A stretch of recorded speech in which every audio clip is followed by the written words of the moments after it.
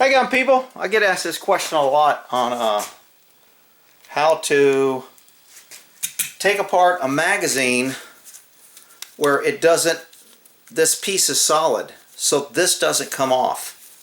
So people say, oh, this is not meant to be clean or whatever. It is. This will come off, but you have to push this down so you can get the spring and make this loose. So I usually use some sort of plastic handle where I push this down a little bit. Then I put this, any type of pin in here to catch the spring to where it makes this loose. And then you can just pull it out with your hand, or this will make it a little bit easier.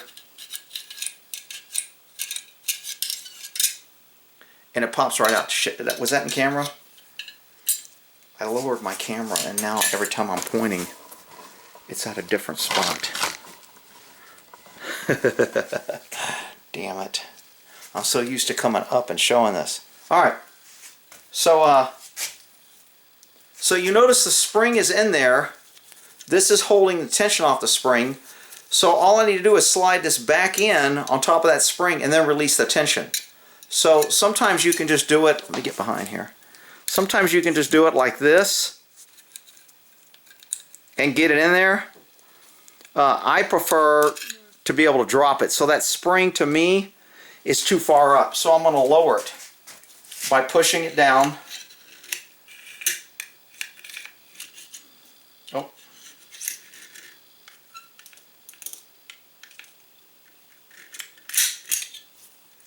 And now you see the spring is a lot lower. Can y'all see that? So now this will almost just drop in there.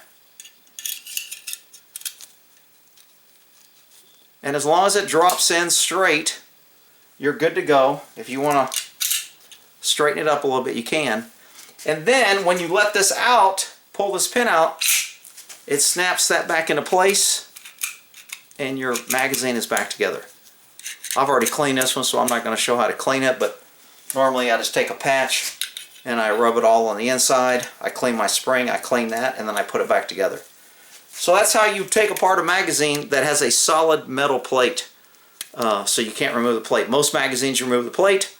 If you can't remove the plate, that's how you do it. Alright? Well, not there.